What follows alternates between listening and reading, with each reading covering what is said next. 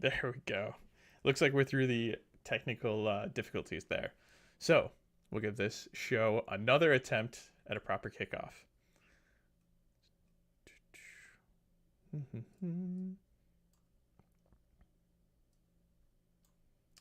Give people a second to jump back in. Sorry about that.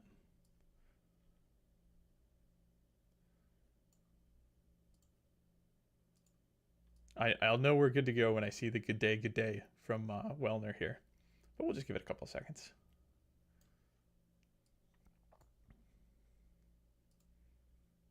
All right. Welcome to What the Decks, where, over the course of a lunch hour, we take the idea for a deck build from Lunchbox to Deckbox. I'm your host, Skylar, and today we're tackling Morgwaeth's Blade-coven plus Rimewyrm's Bite. This request was born out of a fun way to explore the game. This is a few of my locals, two in particular, Jake and Zach. So shout out to you two. And particularly responsible for today is Jake. So what they will historically do is there was a kick. I think it's on hiatus at the moment. They're gearing up for our Madtown Throwdown that's this weekend. But maybe they return to this at one point in time. But this kick that they were on was every week they'd come out, and then on their drive home, they would load up this app with two like spin wheels, and those wheels included each of the warbands that they owned and the Universal Rivals decks that they owned. So they'd spin one to get which warband they were going to then pair with which Universal Rivals deck and spin the other for that. So they gave me a ride home one of these league nights, and Jake was like, "How about you? Let's roll for you." And I was like, "Oh boy, all right, let's do it." And he's like, "How many of the warbands do you own?" He's like, "I got to create a warband wheel for you real quick." And I was like, "All of them." So he was like, "Hold please," and threw together a wheel, and here we are. What was spun for me was Morgwaeth's Blade-coven with Rimewyrm's Bite. So that'll be a fun one to tackle today. Before we tackle that, we're going to take a brief moment to do our traditional field report for the last deck that we've built together. So that deck is Bane of Leaders, as you see here. I've got pulled up on the screen. This is the Hungering Parasite deck alongside the Skittershanks Claw Pack. And this went extremely well. So I kind of called out during the episode, longest episode I've ever done. I don't know what it is about rats and hungering parasite, but I cannot get that in the 2-hour pocket. So today we'll try to get this new build into the 2-hour pocket. But for Bane of Leaders, I played 4 games. I played against Zarbag's Gits plus Rylock Relics. I played against Mollug's Mob plus Hungering Parasite. So I got a little Hungering Parasite mirror there. Played against Kagra's Ravagers with Breakneck Slaughter. Yes, that's Alex. And played against Domitan's Stormcoven with Breakneck Slaughter. Now, some of these are traditionally difficult matchups for other warbands in the game. Like Mollug can be a scary thing to have to take down. Domitan Stormcoven as well. So going into those matches, I had a feeling that it would feel a little different than your traditional match against these warbands, and that's because just of what you're built to do. You are built to be leader focused and take down leaders. So I thought Domitan Stormcoven would be particularly interesting. They start the game without any leaders on their first activation, which hurts when you're playing Headcrack into them because then they have no leader to push towards. But in our case, if we win the roll-off and we make them go first, then they've got to kick a leader into play. And then there's, for the rest of the game, there's always a leader, no matter who I've taken out. And you can take down a leader and then have more leaders on the field. So there was going to be some interesting dynamics here. And these were 4 wins. Now, these are best of ones. And there were things that definitely went my way. The Domitan Stormcoven game was a example of man, I wish this was a best of 3 because all the dice went my way. All the dice did not go my opponent's way. There were plenty of points where I did not have to roll defense rolls because 4 dice came in even with re-rolls on a full whiff, and it was like, oh, okay, well, I'll just set my defense dice over here. And we like these matches are all played locally, right? So we all know each other, and we all have a good time regardless of how the dice may treat us sometimes. But that is to say, 4 games, 4 wins, like at the very least, there's something here. I thought it went really well. Zarbag's Kits, I thought was just like a very difficult matchup for Zarbags in particular. You have so much reach, and so you can kind of like choose your targets early, and you can pretty much always get to the leader, which was what I found. So let's go over the hardest objectives, best cards, and the recommendations I would make for swap outs here. I think that this deck, like to just kind of generalize as to like how it performed, I would say overall, like the game plan is so tuned when you're pairing this with Hungry and Parasite. Like there's a lot of synergies that are going together, and you have such a straightforward game plan of needing to take down their leader that it's just hard to deal with. Like I think this deck has a lot of teeth, I guess is what I'm trying to say. And against somebody like Mollog and Domatan, I felt like I was in the driver's seat instead of on the back foot. So what did I think worked particularly well? Let's start there. Let's start with their best stuff. Normally I'll start with hardest objectives, but that kind of leads more into swaps. So maybe it's more fun to start with bests. So Misplaced Optimism is just an absolute blast. Like being able to say, hey, if your leader is in enemy territory, then we can push that leader up to 2 hexes. It doesn't say closer to us, away from us. We just get to push them up to 2. So in some cases, this was lethals that were present on the other board that I was able to like maneuver. Normally, like when you're drive back, knock back, it's a straight line, and it's like, well, if it lines up, it does. If it doesn't, then I'm not going to get them into the lethal. Something like this is like, okay, I'll push 1 this way and then 1 the other way into the lethal. So that, and it's just a great card. Against Domatans in particular, I'd killed one of their leaders, had everybody inspired, and then as long as I could keep part of the game going on the other side of the field, that meant I could play this card on one of their remaining fighters whenever leader passed over to them. So that was really interesting. Hold on 1 second. Cool. Okay, so Merciless was definitely an amazing card in here. +1 damage to this fighter's range 1 or range 2 attack actions if the target is staggered. If you're coming in with your Parasite fighter, they're going to be staggered. So this pretty much says, +1 damage to your Parasite fighter when they come in for a melee attack. I did not regret not having Wicked Aim in here. Wicked Aim was like a conscious choice to like have out of here, and instead I went with Ashen Throwing Stars, and then because I went for multiple attack profiles, it was like, well, let's try Prehensile Tail as well. Prehensile Tail was both amazing when I would have it, but I only got it in 1. Is that true? I think it was in 1 of the 4 games. I got Prehensile Tail when I also drew into 1 of these. And then 1 of these was not on a dead fighter. So I actually think Prehensile Tail, as good as it is when you draw this and then 1 of those other 2 cards, could actually stand to be swapped out. So I'm going to offer a suggestion when we get to swaps for that. The other things that worked really well, I guess, would just be in particular redirected attack. I wanted to highlight redirected attack today because there is a lot of play with this, and it's going to work with one of the swaps I'm going to propose as well. So if you need something like Thwarted Destiny, and you're not inspired yet, you don't have a good way to toss this. We don't actually have a lot of ways to break the, we don't have a lot of ways to break on demand as well, the Parasite in this deck. So we kind of have to rely on either upgrades to do it or deaths to occur. So if you have Thwarted Destiny and Redirected Attack in your hand, then I think the play is to toss your Parasite onto one of your minions, and then redirect it, pass some damage off of one of your main fighters over to them. If they go for your parasite fighter and kill it outright, perfect. Then you still have redirected attack for hopefully your other minion. But if you can tempt them with one of your assassins, and then redirect that attack over to your minion, blow them up, you're scoring maybe Thwarted Destiny if you have that in hand, because that's the play that we're highlighting. But then you're also setting up Unsurprising Fate.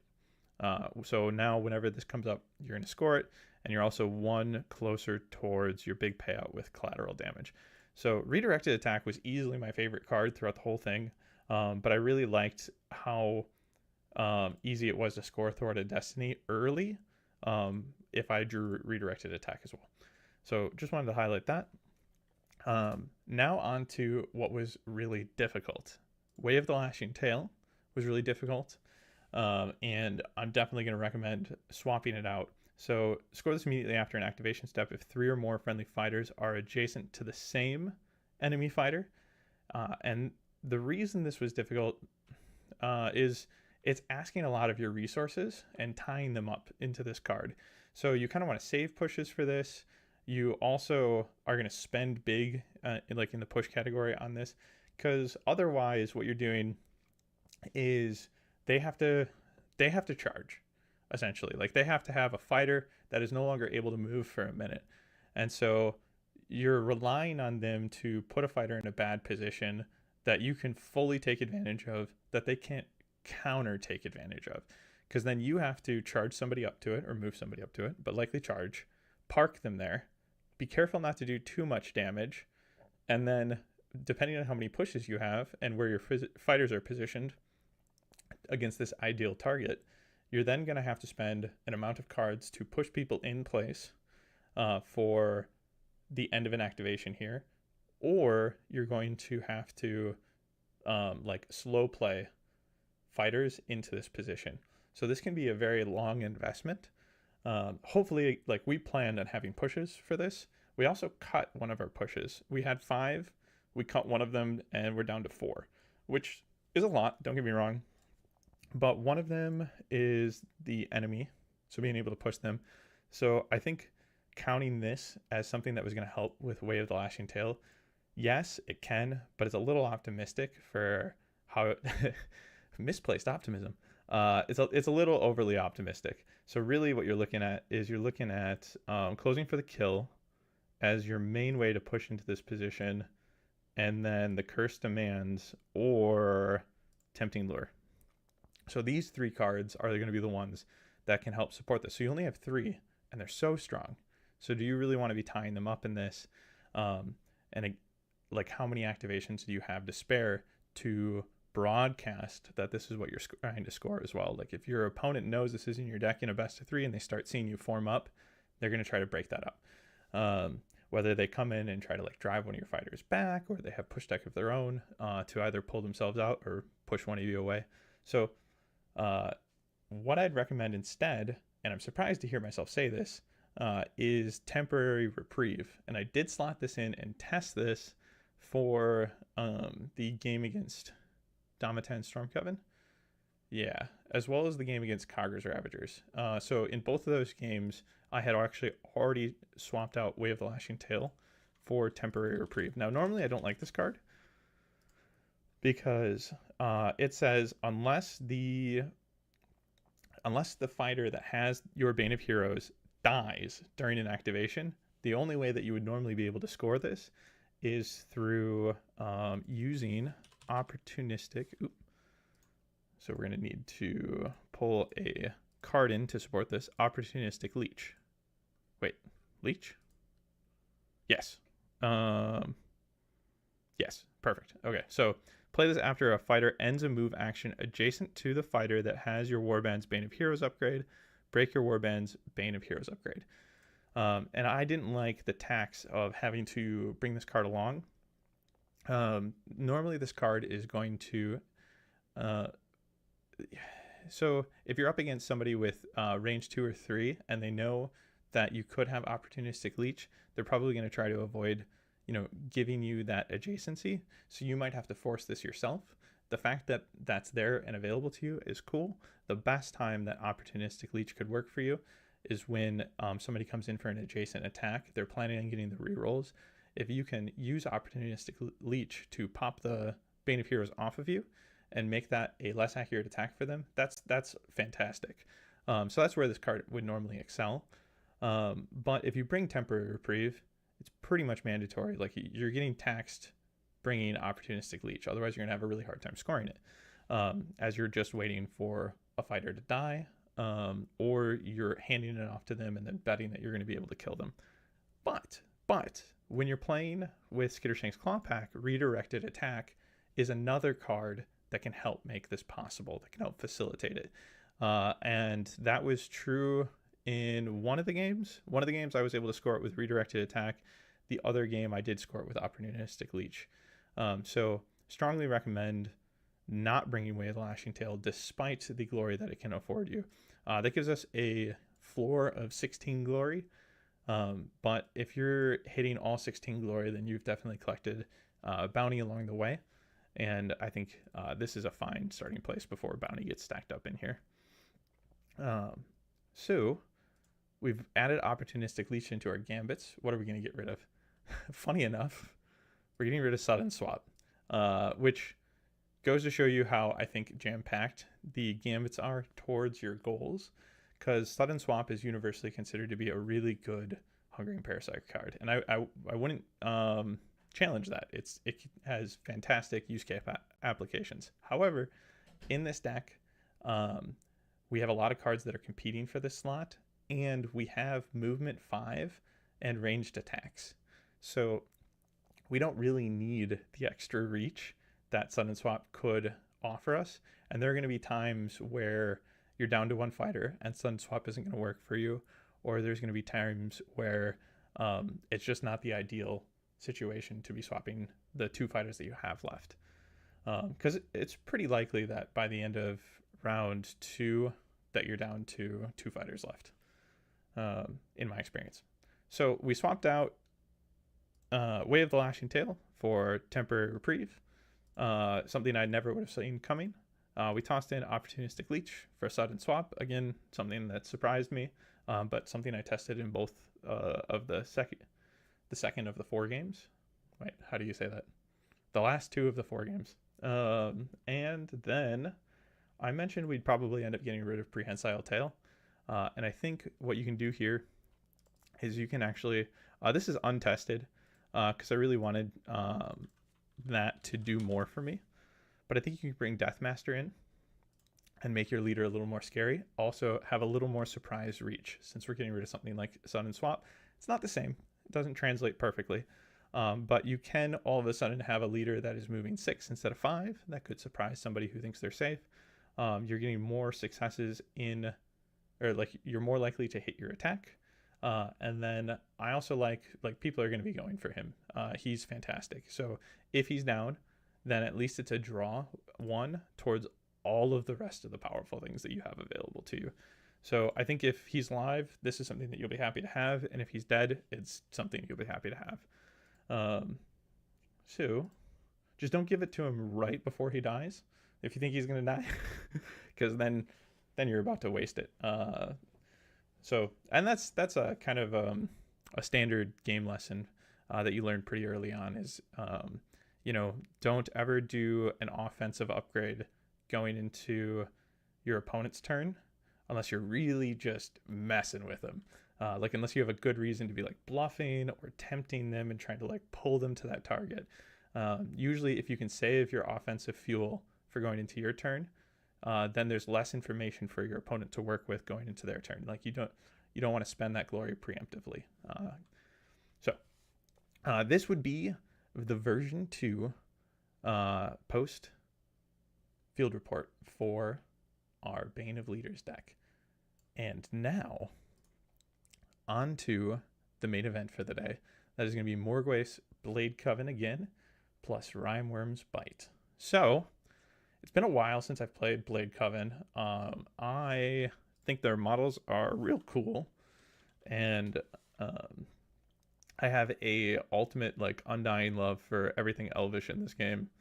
So they fall into that category. Let's see. I got to pull them up here. I used to just refer to them as the combo elves, but that's not the case anymore now that they share that title with our Grisel's Arenae. So they have to stack up there and carve out their own niche. And their own niche here is I would say, to boil it down, I'm not laughing them, so I can't give you the niche differences here. But what I could tell you is that they feel more flex. And flex is where I live. So let's see what we can do with it. And let's go ahead and load in a Morgwaeth card so that we can get access to their fighters and do a quick fighter overview. So Morgwaeth the Bloodied here is our leader. I'm going to zoom this up one more time and then make sure, perfect, that's coming through okay. So Glaive of Cain here starts with Cleave, so we have a pretty accurate attack against shields right out of the gate with a great leader profile, just excellent.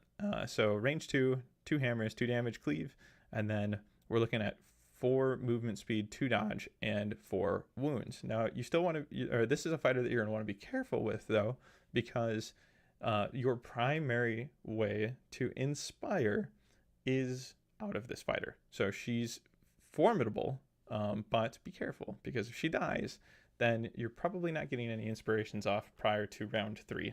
They have an inspire 1 fighter card on demand. I don't remember if it has any restrictions. We'll find out together. Otherwise, everybody will inspire during round 3. So at the top of round 3, they'll inspire, assuming they haven't inspired already. And Blood Sacrament is the ability that will be doing it otherwise. So we have, whenever an enemy fighter is taken out of action, choose and inspire 1 friendly fighter. Do this after reactions to the action or gambit that took the enemy fighter out of action, and after any reactions to the enemy fighter being taken out of action.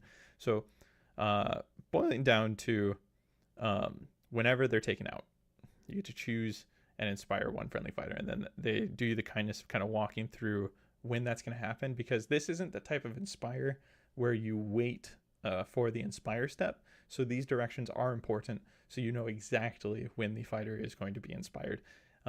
And what they're really trying to say here is that you're not going to be inspiring mid combo is I think what they're really like going through the trouble of trying to spell out here. So speaking of combo, we're going to skip straight over to Camus. Kairi is my favorite fighter, but because we're talking about Camus, I want to highlight her. So Barbed Whip. So she's got this range 2 attack with 3 swords dealing 2 damage, and then it has combo. So what this means, we're not going to see it codified here, but essentially, like, there could be a follow-up attack that occurs after combo. So Bladed Buckler here, reaction after this fighter's attack action with combo, make this attack action. So this is the type of attack that can come after something that has combo. It's a keyword that attacks can jump off of. So it means nothing on its own unless something says, hey, did you just attack with combo? Then I can come into play under these conditions. I think some things in the game require that the first attack be successful. This is not the case here, and I may be misremembering that. There was a minute where there was a bit of combo injected into the game through an Arena Mortis box, but that is long out of rotation. Wellner wishing he could get his hands on Morgwaeth models. Also, what are you threatening me with? Next time, don't let Tzeentch do setup. Yeah, no, the technical issues are always unfortunate when they come up. All right, so back over to Kairi. So range 4, 3 swords, 1 damage, and ensnare. So right out of the gate, she's throwing a range 4 attack. She's only one of 2 archers in the game that can do that. The other is Aileen in Miari's Purifiers. Man, I hope I've got that right. So both archers with that natural range 4 at the beginning of the game are going to be in Elvish Warbands. Hold on.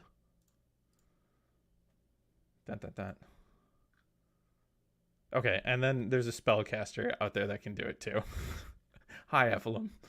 Um, I don't think I don't think there's any other range 4 starts in the game, um, which is good. Like they feel really unique and special when they enter the game, uh, and I love that. They're on these like prolific looking archers.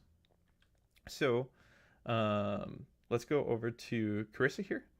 She just has Grievous on her attack here, and then you'll notice these last 3 fighters all have 2 wounds, so that's important to keep in mind, as well as that they're on dodge 1. And then we actually just have flavor text here on Lethier. So what did they get when they inspire? So our leader gets an extra damage here and an extra speed. We're on hammers with the bow now, and we get cleave and ensnare. So this is cutting through anybody. That's fantastic. We also go up in damage on and accuracy on this range 1 sacrificial knife. Outside of that, our stats stay the same: 2 dodge, 3 wounds. Over here, the buckler is going to go up in damage. We're going to get a little bit more movement speed and 2 dodge. You're going to see that trend carry across the stat lines over here at the bottom of all 3 of these fighters. So you really want to get them inspired, get them up to that 2 dodge so that they're much harder to hit. I believe that's the only change on Carissa. And here we gain an ability. Sacrificial Knives. If the attack roll includes 2 or more successes and this attack action succeeds, resolve the deal damage step twice. So if you can get her +1 damage, then she would go, and she was able to meet this, includes 2 or more successes and succeeds, then you're dealing 2 damage and then 2 damage again. So that would be a really cool trick to get to 4 damage with her. I don't think we have any inherent +1 damages that we're going to be able to work with, though. I don't think they bring one. I hope I'm wrong. And I don't think Rimewyrm's Bite has one. This is actually the first deck on the show I built with Rimewyrm's Bite, and might be the first deck I've personally built with Rimewyrm's Bite. It's just not my playstyle. And I've been more interested in like how to beat it, how to counterplay against it, than to build with it myself. So this will be fun. All right. So with this toolkit here, I'm going to really want to, or the fighters that we have available to us, I'm really going to want to try to focus on getting these gals inspired as quickly as possible, get them up to that 2 dodge, and I'm going to use Kyrie here to help hand out wounds as well, because we're going to need to, pairing them with Rimewyrm's Bite, we're going to need to make sure that our opponent always has more wounds across their fighters than us. That's one of the advantages to being on 2 wounds with these fighters. Usually if they're going to take damage, they're going to die. And so at least they're getting taken out of the math. Although I'd like for them to stay in play if I could. Okay, so let's start right away with Surges across the pairing. And they're bringing 1, 2, 3, 4, 5. They have 5 of their own for us, so we're going to have 11 to choose from here. So Bloodright, and I'm actually going to bring this down to there. Otherwise, it's super in my face. So Bloodright.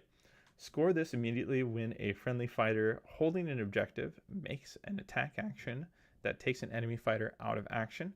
So this is very flex, right? Specifically, we're holding an objective. Man.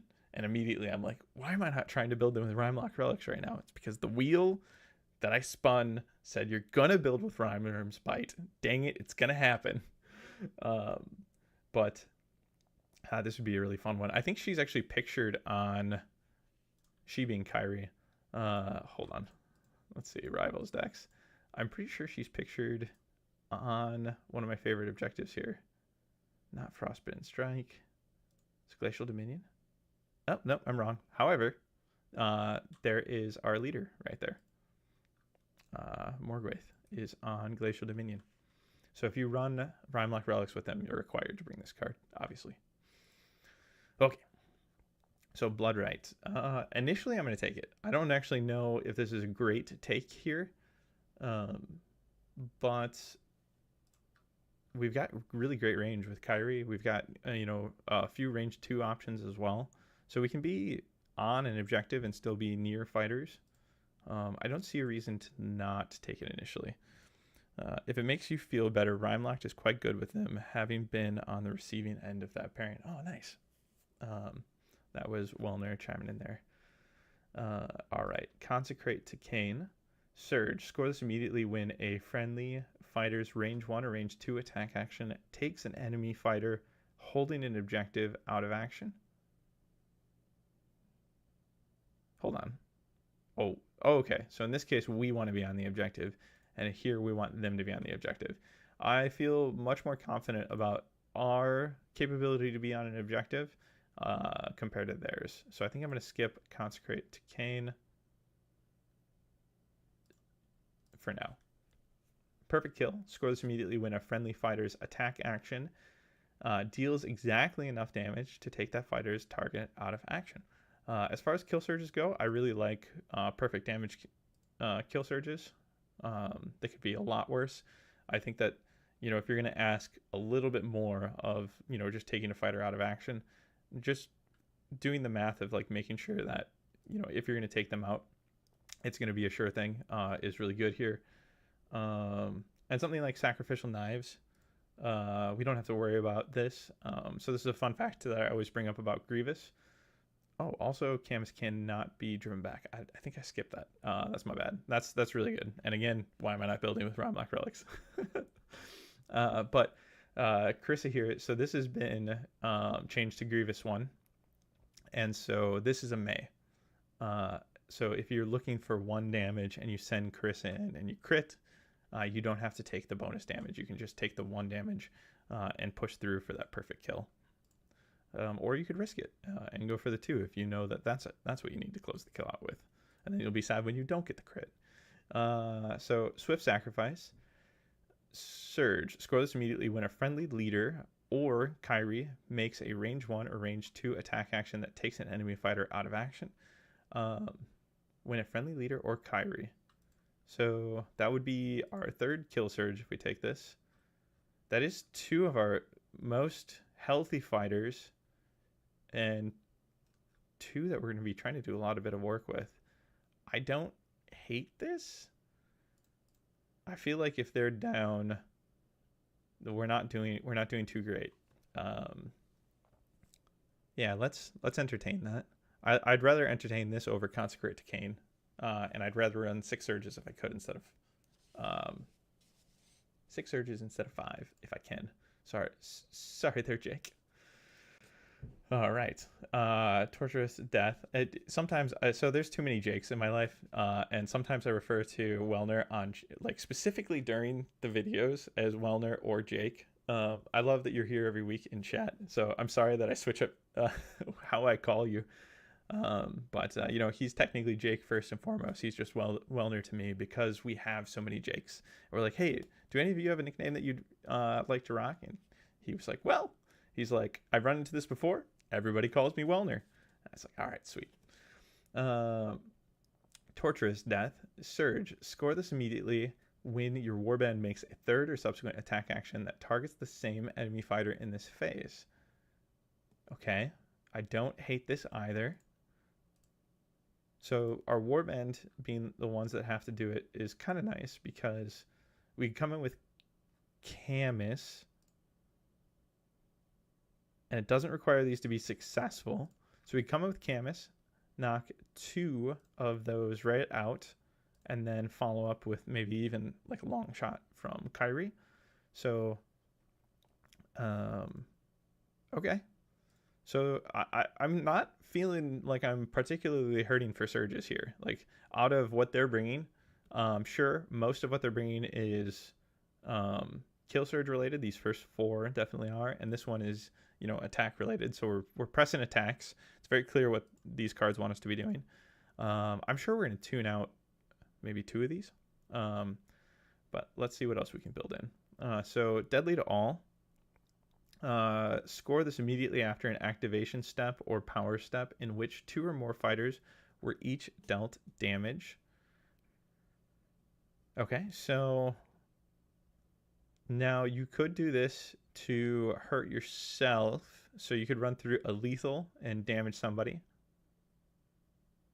Or in the power step, if you had a way to damage 2 fighters. So there's also in this deck a card, Puncturing Ice Shards is one of the ones that I always think about when I'm playing against this, and most people do, that are familiar with the deck.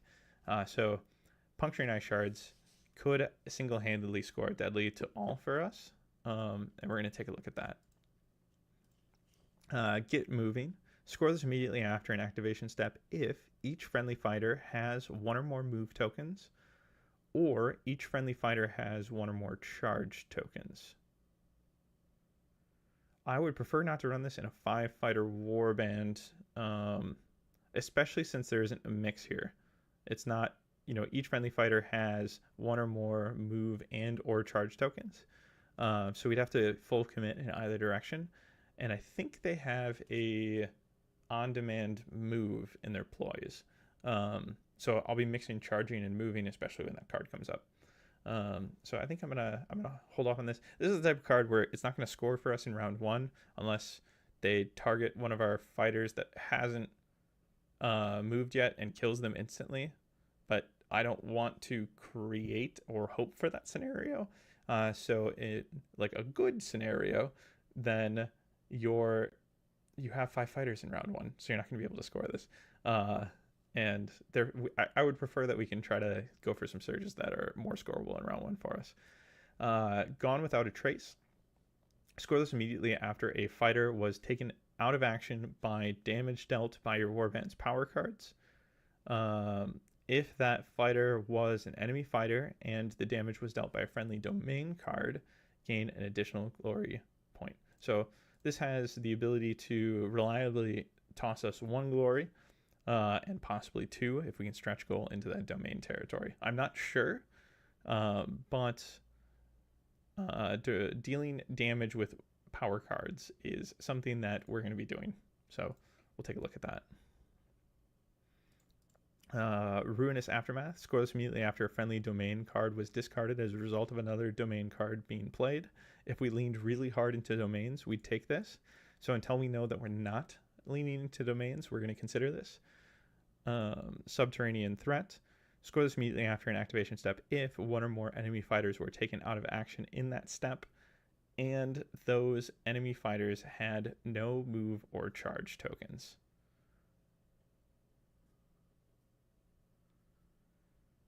So 1 or more enemy fighters were taken out. So this could be through power damage as well. This isn't an attack necessarily. It could be.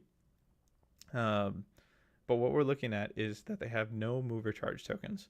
So as the game goes on and there's less fighters on both sides, this is going to be harder because I think more often than not, they're going to end up with a move or a charge token, especially with the charged out rule encouraging that.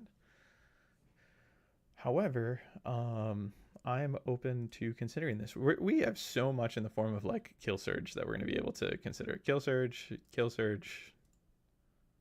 damage surge, and then everything that we've already looked at for Morgwaeth. And Threatening Rumbles. This is going to be a very aggressive deck. Threatening Rumbles. Score this immediately after a fighter on an objective token in enemy territory was dealt damage by a warband's power card. So they have to be on an objective token in their territory and was dealt specific damage by one of our power cards. I think this is a lot of stars to line up, and in a best of 3, they're going to avoid this. I think, obviously into a hold game plan, it's going to be very hard for them to avoid this. It's probably just a matter of time before you score this against them in that scenario. However, I'm going to opt to not bring it, maybe at least as a meta call, because Horde isn't the most popular thing right now. And Horde struggles pretty hard into Hungering Parasite, in my opinion. So I don't think we need to... I don't think that card's going to come up for us as much as we'd like. We'd have to push them into those positions. With the popularity of Rylock Relics, at least I think Rylock Relic is popular. I'm not seeing that in practice, but I have 3 copies of the deck now. because after we did the build in the show, where we reviewed Spinnerite's build in particular with Margor's Fiends, so that was last week's episode. Great deck to explore. I was like, all right, this pushes me over the edge. I'm adding another one of these decks to cart and hitting go, because I have one dedicated to Skacewild Hunt at all times, so that's just always in my bag and always paired with them. I don't have to like worry about that not being true. And then there's gonna be like one like that I'm seriously considering, and then one that I'm like experimenting with or testing or whatever with Rylock Relics at all times, because I love that deck so much. So I realized that I could be a little ridiculous, pick up another copy. But I don't think it's as popular as it is in my heart. So let's take a look. Do they have third end phase? They do. Proof of Devotion. Score this in the third end phase if all enemy fighters are out of action or your warband holds all objectives in enemy territory. Ooh, okay. This has got to be really fun with Gelid Cyclone, particularly that last aspect. So all enemy fighters are out of action is really hard. So for me, I'm kind of viewing this as hold all objectives in enemy territory in the third, which is also pretty hard. Like especially if you have this card in your hand early, and you have to hold it all the way to the third. If it was worth 4 points, I think we'd consider this a little more seriously, or if we were running Rimewyrm Relics. But in this case, I'm going to leave it at home. It's fascinating because of the fact that over the course of the game, you can kind of delve as you're invading. But I don't 100% think that we're focused on invading yet. Nothing's telling me that we need to invade. We can be counterpunchy. I think one of the things with this deck so far that I'm feeling is that you're going to have to feel out at the beginning of the game which player is the one that's going to be naturally more aggressive. If you think that they're going to be naturally more passive, you're the aggressor. If you think that they're going to be the aggressor, then you can be a lot more reactive and counterpunchy. Because we haven't really locked in anything outside of the fact that we want to be interacting with their models. Okay. Let's go to the end phase. This was just put up there to give us access to their fighter cards. So score this in an end phase if 2 or more surviving friendly fighters are inspired. I mean, initially, I think that's fairly doable. Again, I think we have a ploy that can get us 1, and then kills get us additional ones. It is only worth 1 point, so it might get weeded out on that alone, but for now, we'll bring it in for consideration. Daughters of the First Temple. Score this in an end phase if 2 or more enemy fighters are out of action. For only 1 glory, we're going to leave this at home. I mean, that is a fair reward for this ask, but this ask is really tough in an elite environment today. All right, Devoted Discipline. Score this in an end phase if 1 or more surviving friendly fighters have 1 or more wound tokens. 1 or more. Oh. Well, I think that might happen. I mean, if we run this and what is it? Deadly to all. There's reason to run through a lethal right there. Score 2 points. 1 for deadly to all mid activation, and then 1 for this in the end phase, assuming they survive. But your leader and Kyrie have some health to work with as well. We're gonna at least give that a thought, add it to the pool. Score this in an end phase if a friendly fighter with 1 or more charge tokens is holding an objective. I would love that in Rylock Relics.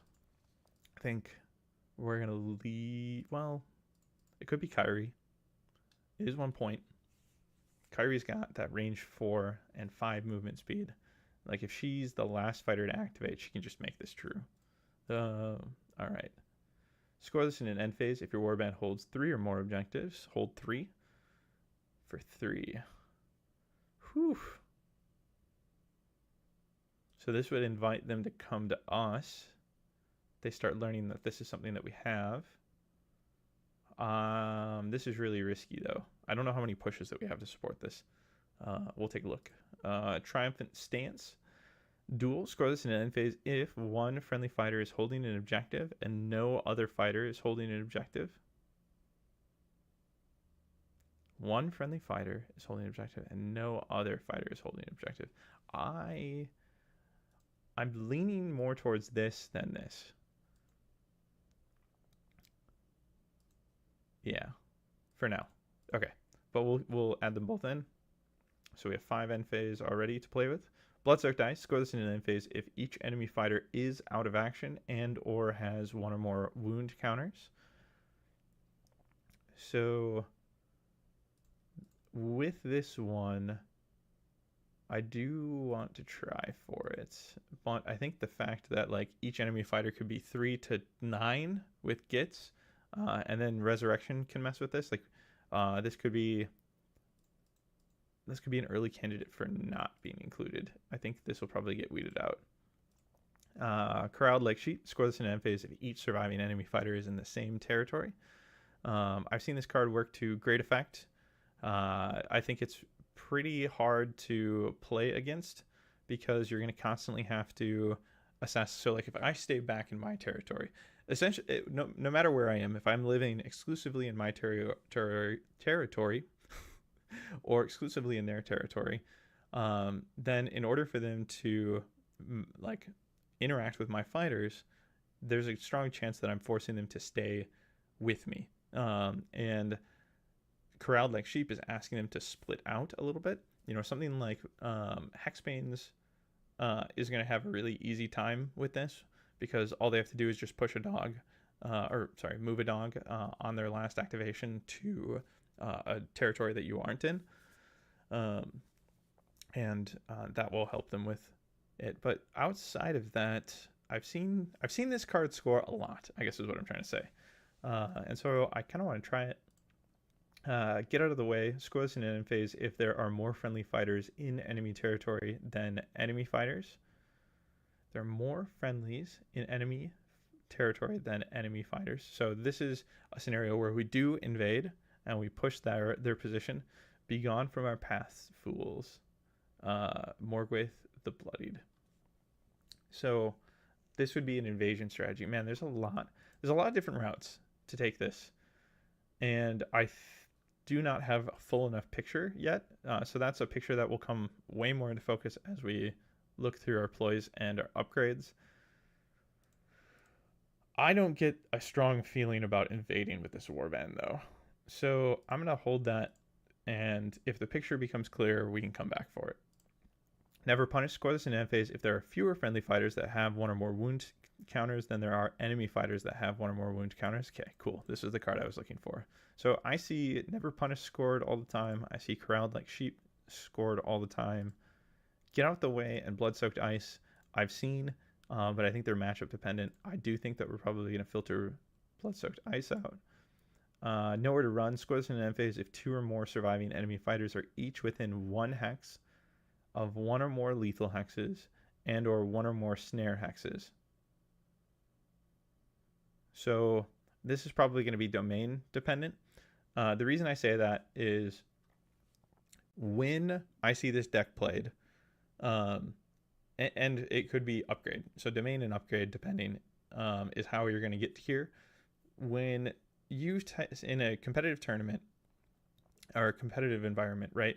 When you say I don't have a plot card, then it is not a bad response to play your first game of the best of 3 handing a board that does not have any hazard tokens, and putting that out, because you don't yet know if it's Rimewyrm's Bite. And if you put any amount of hazard hexes on that board, then you are potentially assisting the ploys in here, and as well as scoring in here. So you want to not do that in a best of 3.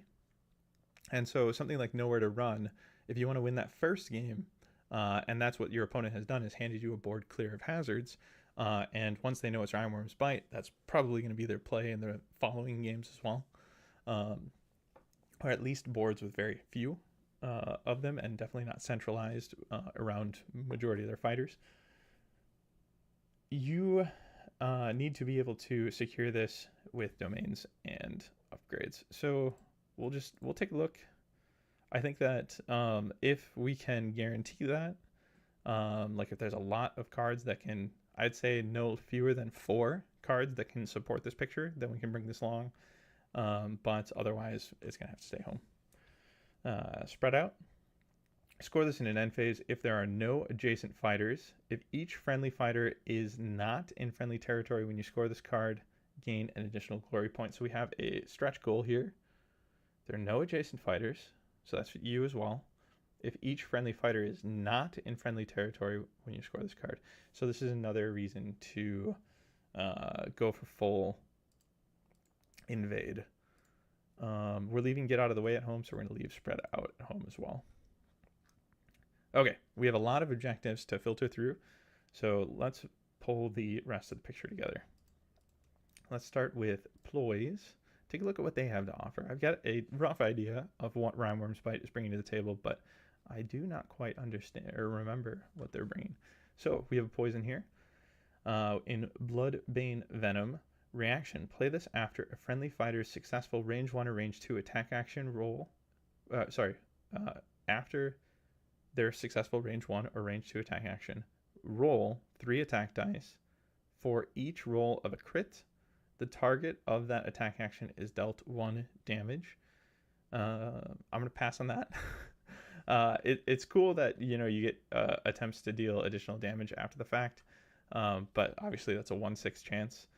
If it was a 2/3 chance, it'd be extremely tempting, and I don't think you wouldn't take it.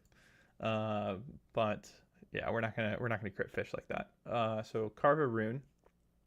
Reaction. Play this during a friendly fighter's range 1 or range 2 attack action that succeeds before dealing damage. If there was 1 or more crit in the attack roll, gain 1 spent glory. Now this I am a fan of. So this could potentially tip the glory scale in our favor. I'm not against putting a ploy in that can turn into a glory. It is looking for a crit, so we'll see how much I like it in testing. That's kind of cool though. Like just, hey, if your attack's probably already going to be successful anyways, so you're kind of just pulling an extra glory out of it, and it could be on top of a bounty and a surge payout already. Like this could be an extra domino in a nice cascade there. Catechism of Murder. Choose 1 friendly fighter. That fighter is inspired. This is Morgwaeth restricted. We're definitely bringing this card. We want the best options available to us.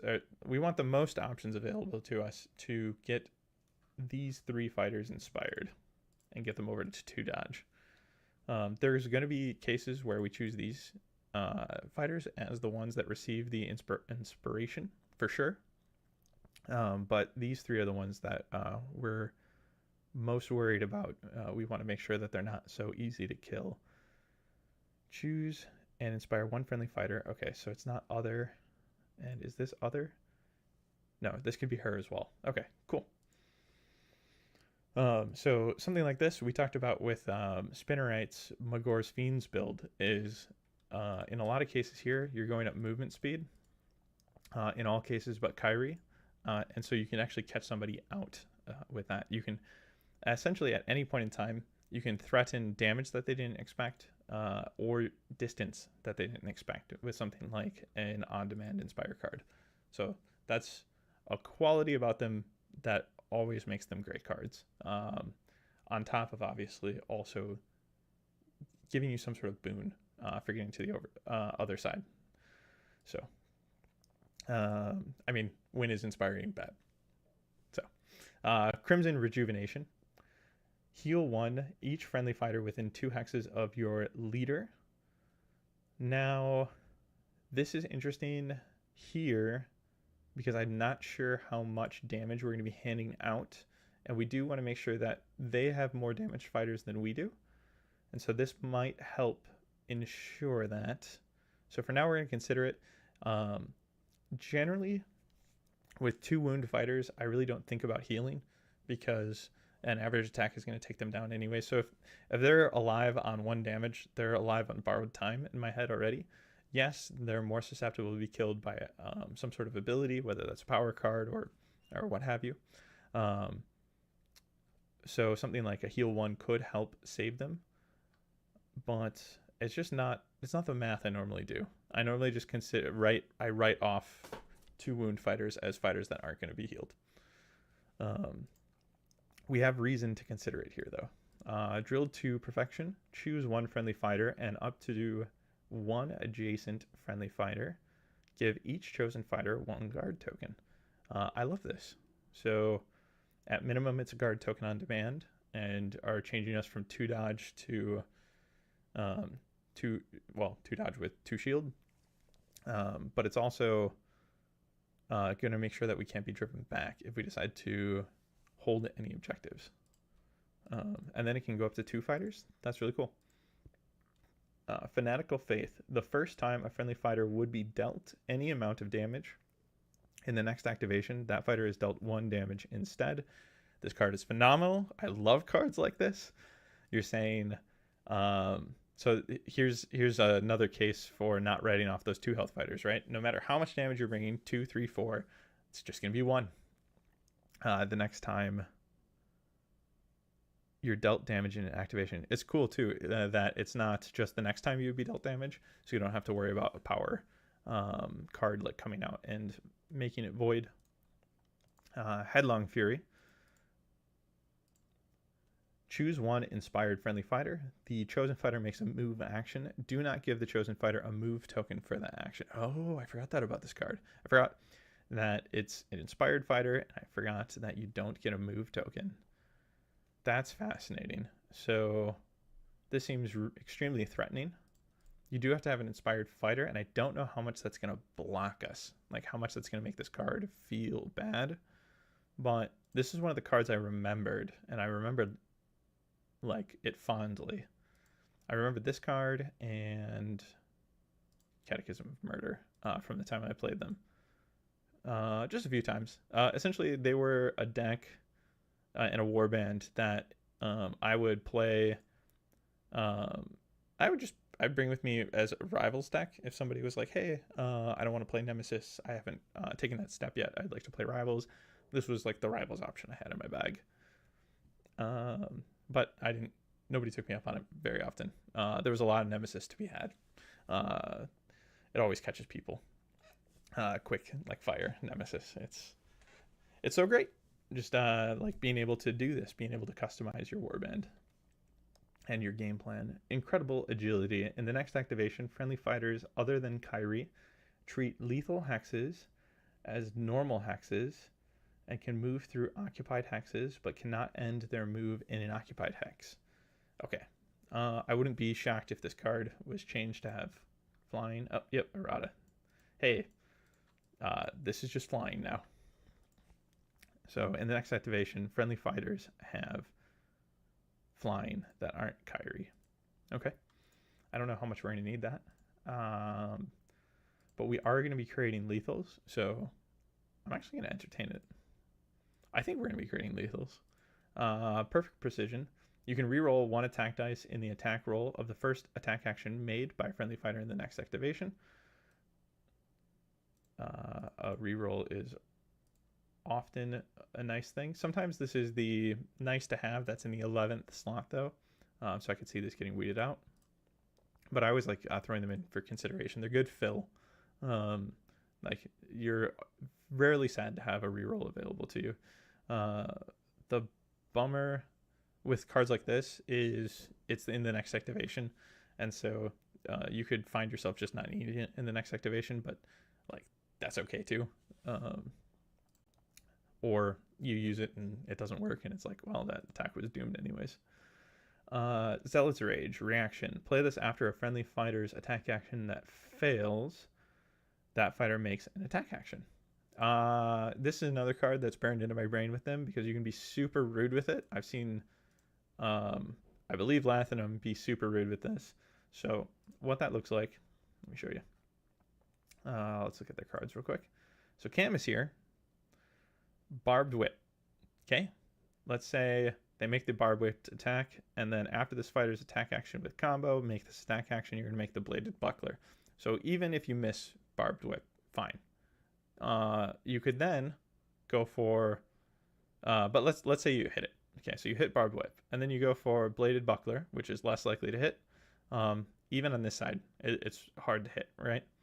And so then you play Zealot's Rage, plays after a friendly fighter's attack action that fails. That fighter makes an attack action. It doesn't ask you to repeat the attack action that failed, and therefore you can start back over with barbed whip, get a success again here, and then get another chance at bladed buckler. So it seems that this card is pretty crazy when you're playing it off of a failed bladed buckler.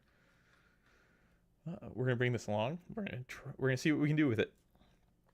All right. So on to the other side of the coin here, the Hungry Parasite or the Rimewyrm's Bite side. So brief emergence. Choose a fighter, stagger the chosen fighter, and push the chosen fighter 1 hex. Then pick an opponent. That opponent can choose another fighter, push the chosen fighter 1 hex, and then deal that fighter 1 damage. I really like the unlimited distraction here. It's a pretty wild effect to me. I think the trade-off is more than fair. So me being able to choose any of their fighters, give them a stagger token, and then push them, right? So off of scoring, into range, whatever that might be, I think is a pretty incredible ability. If we were running spread out, well, I guess actually the second part of this hurts spread out. So scratch that. But saying, hey, that's fine, deal a damage to one of my fighters and push that fighter as well, I think is totally fine. Push the chosen fighter. And actually, they're just choosing which fighter. So they're for sure saying that one's getting damaged, but they don't know where it's going to end up from a push standpoint. Okay, so then spread out does work really well here. So you'll be able to decide where you're going to land as well. I think that's a totally fair trade to be able to just anywhere say, nope, this fighter is getting pushed around. So deadly wards, starting hexes and hexes that contain objective tokens are lethal hexes in addition to other types. So here's kind of what I was talking about when we're looking to generate these hazards, in this case lethals. This effect persists until a lethal hex deals damage to a fighter until the end of the round or until another domain gambit is played. So I think that this card can come to great effect where you're able to just drive people back. It's like, even if I miss this attack, I'm driving you back. You're getting dealt damage by this lethal, and then that will discard deadly wards. Engulfing Swallow, pick an empty hex, scatter 2 from that hex, roll a magic dice for each fighter within 1 hex of the hex at the end of the chain. On a roll of a no, that's not a channel. Focus, the swirl, the cinnamon roll. Deal 1 damage to that fighter, otherwise stagger that fighter. I don't want to run this card. I just don't want to rely on the scatter here. And then within 1 hex of the, so like it could be for each fighter, those could be your fighters. Like hopefully you're not trying to. Like you are able to pick a pretty crazy origin hex here. Like you're just picking an empty hex somewhere on the board.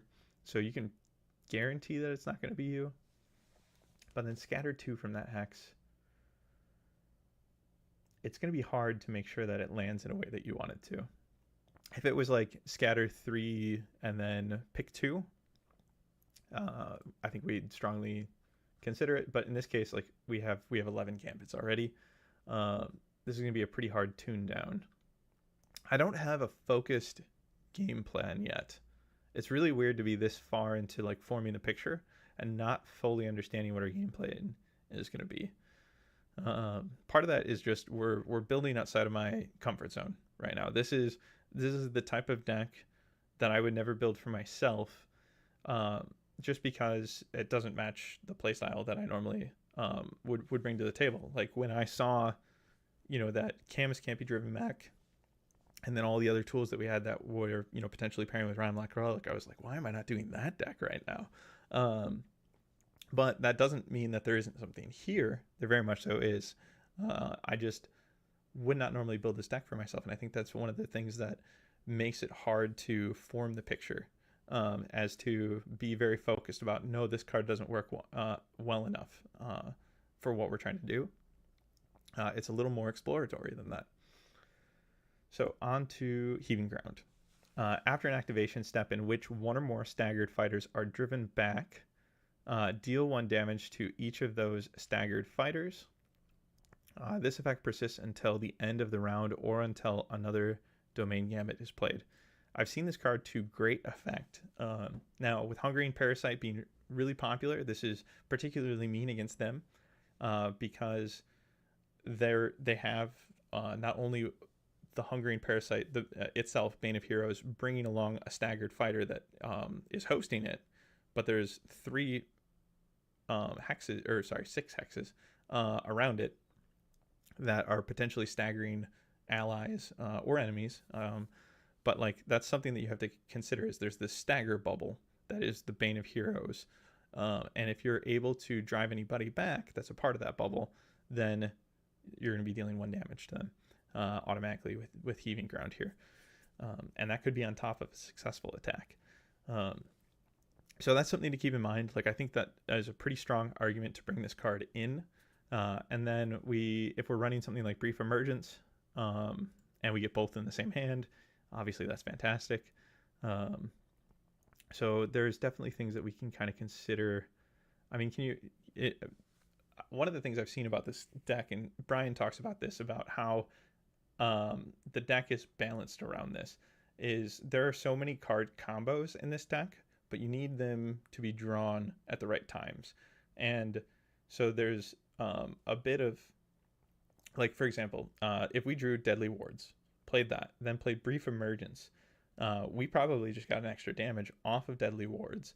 And before they actually get a chance to select one of our fighters and push us, and we're controlling that push anyways, so it doesn't matter. But Deadly Wards would be broken at that point in time by the first damage that we dealt.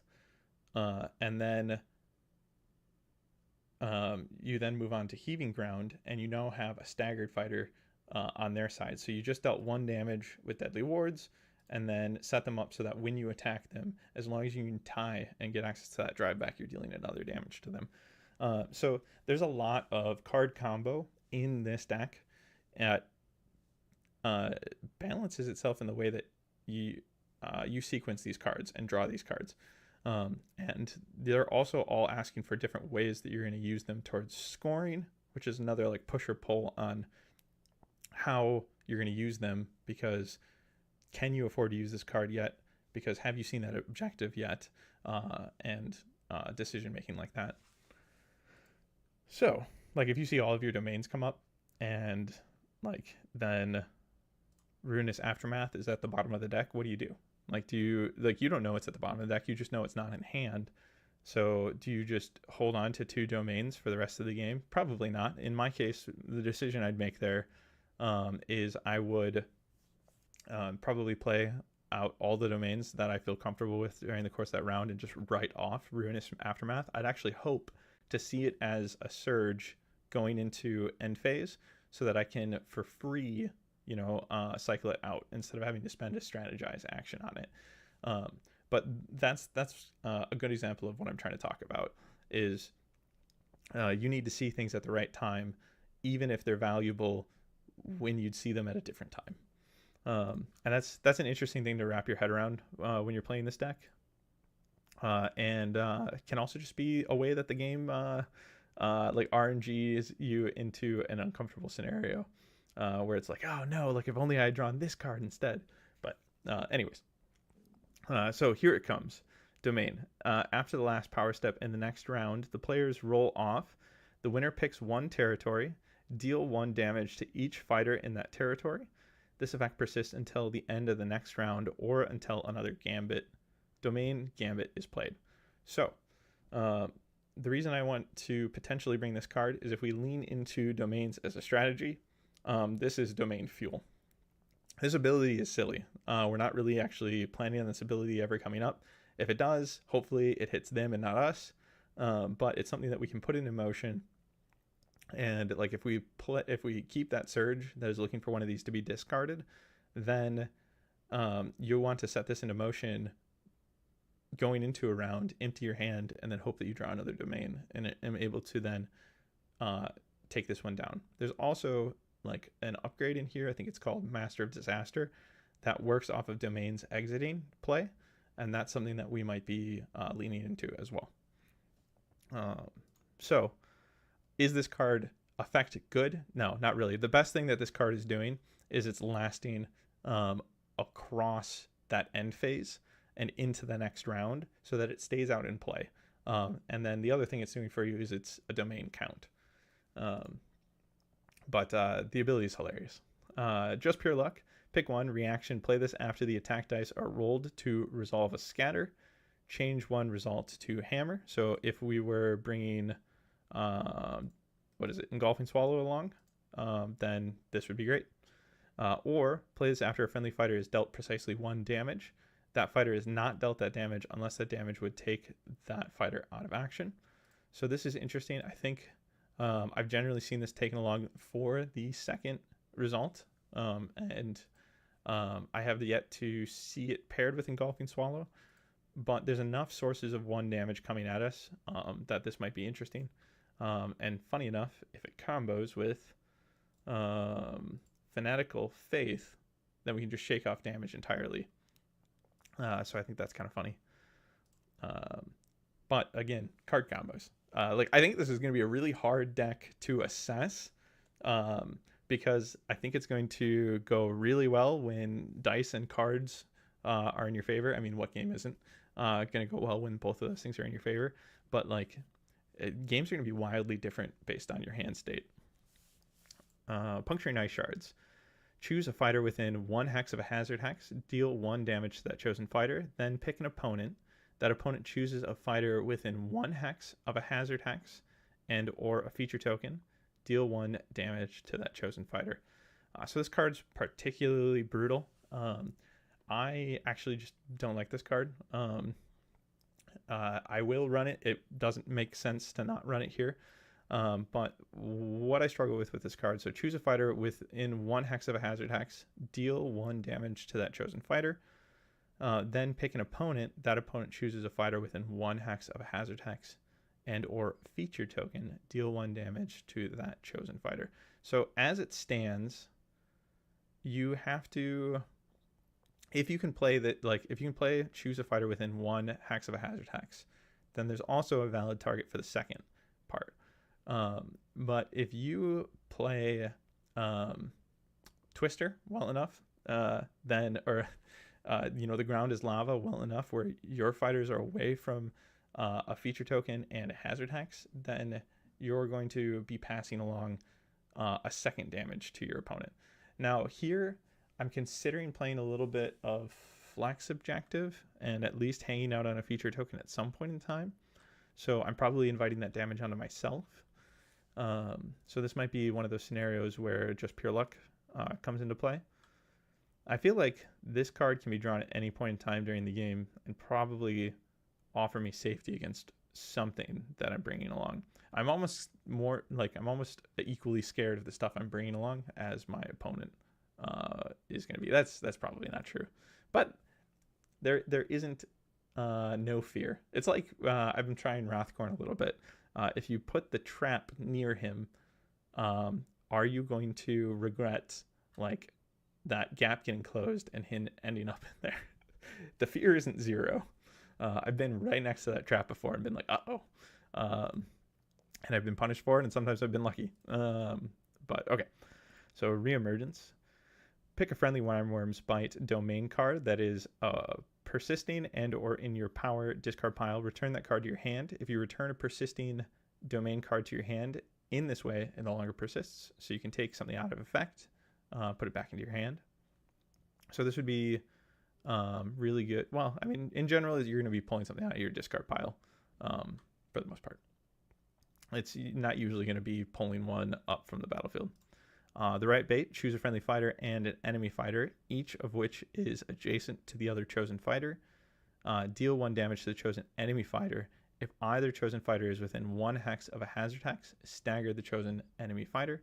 So get adjacent to an enemy fighter, deal a damage to them, and then Additionally, if you're within 1 hex of a hazard hex, either of you, then you get to stagger that enemy fighter. So this card is a pretty fantastic ping. We'll definitely be bringing this along.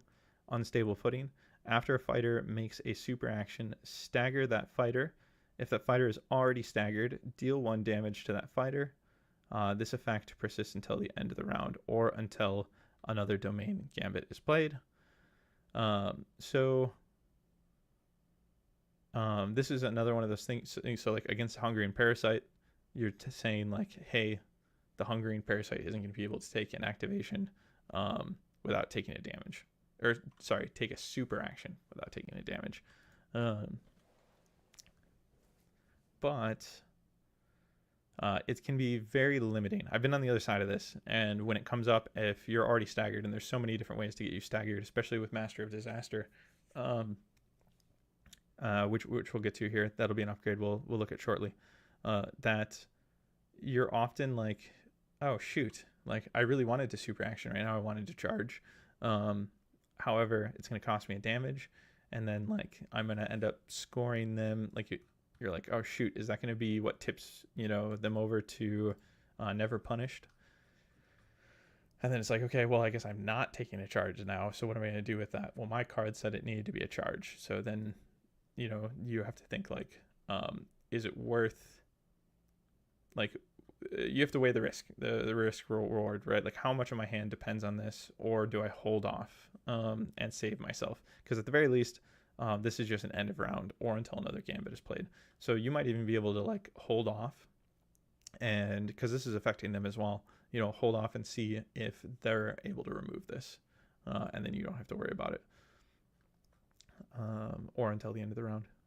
But okay, so let's go over to upgrades, and let's go down to Master of Disaster. I've talked about it a lot. Reaction: use this after domain card is discarded.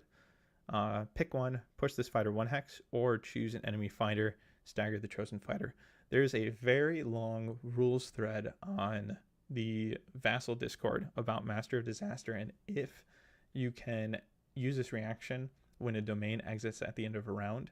I'm in agreement with the conversation that happened there. I wasn't at first. I did not think that you'd be able to react this way, but I have been convinced. At the start of the round, you can react with this if a domain just exited at the end of the previous round. So the round ends, that's when a domain would leave. So the round has already ended, which is when there is a block against reactions during the end phase, which is why I didn't think this worked at first. But we're not in the end phase. We're at the end of the end phase. And so this happens, and then immediately after, so use this after a domain card is discarded, we're in the start of the next round. And so you can actually use this at the beginning of a round to push a fighter 1 hex or choose an enemy fighter and stagger the chosen fighter. So I think this card is quite strong as a result. And there's things in here that we're definitely going to pick up, like, is it tough enough? This fighter cannot be dealt precisely 1 damage unless that damage would take this fighter out of action. So this is going to help secure us from taking some of that damage that could be dealt out otherwise. If you've got tough enough on you, then you can't be chosen as a result of puncturing ice shards, and this is one of the ways to like guarantee that your opponent has to double tap themselves, where you're dealing 1 to your selected target and then they're having to choose one of their own to take that damage. Okay, and then Boots of Warding, I think for sure.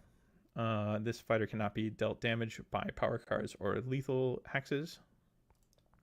So we don't have to worry about domains, for example, dealing damage to us because those are power cards.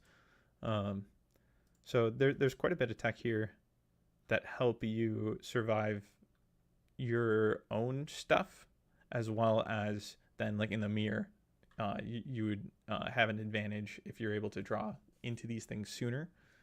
They're going to shut down a lot of effects that would impact you during the mirror. I'd be curious. I'm usually a fan of mirror play. I wonder what the Rimewyrm's Bite mirror looks like. Maybe I can ask for one of those when I bring this deck out. So, Crimson Shard here. You can reroll 1 attack dice in this fighter's attack rolls for range 1 or range 2 attack actions. This goes specifically to Morgwaeth. She is 2 hammers always. Yeah. I'd love a reroll in there. Let's go ahead and hand that over to her. She's going to have quite the target painted on her head already, and I don't think I'll mind drawing a card instead if she goes down before I'm able to make use of this. Crone Blade, 1 range here, 3 swords, 2 damage. After this attack action, if it succeeded, heal 1 this fighter. I'm not gonna lean in this direction, I don't think. So reason being,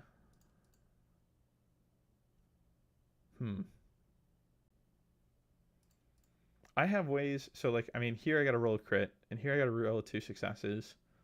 But I've got ways to get to 2 damage already on range 1 on 3 swords. Like, I don't know how much that, and like the heal, I don't think it's going to go very far on these 2. And then I'm not going to choose that over Barbed Whip and Bladed Buckler. I'm just not. And then if she gets inspired, she's got Sacrificial Knife. Yeah, and I'm definitely going to be trying to do this heavy damage with Morgwaeth. I have a hard time imagining choosing Crone Blade as my attack of choice at any given moment. Maybe if I was playing Rylock Relic and I had the Conduit in play, because then I've got a support as well. This needs to succeed to heal 1, which, I mean, I would expect, but you know, not always the most likely thing when you're on swords. Death Dancer. Reaction. After this fighter's attack action, not during a super action, push this fighter 1 hex. I love cards like this. I'll be bringing this along. It's letting you know that you can't use this during siding. So that's why not during a super action here.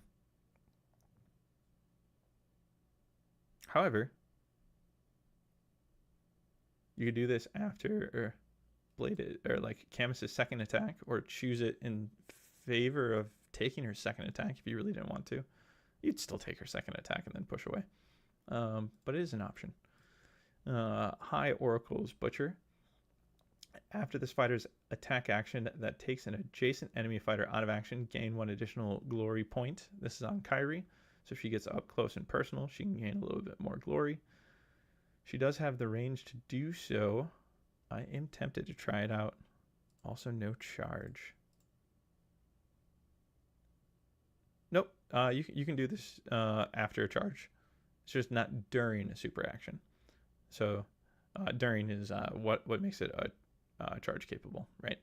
Is move, which wouldn't create a window for you anyways, and then attack, and now our super action has ended, and so you can react with Death Dancer after a charge.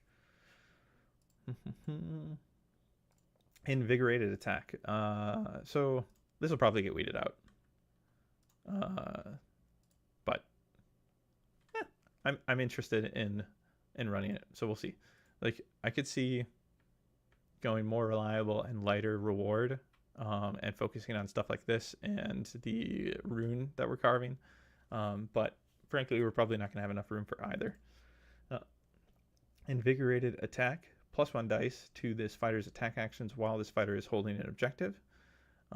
Yes, please. So this could be Kyrie. This could be my leader. Could be Camus, but probably not, because then I'm not getting in with my buckler. Very likely anyways. So Carissa or Lethier. So one of our 2 healthers could go up to 3 defense dice. I think that's awesome. Rune of Cain. Reaction when this fighter is taken out of action by an enemy fighter's attack action or an enemy warband's gambit. Before removing this fighter from the battlefield, each adjacent enemy fighter is dealt 1 damage.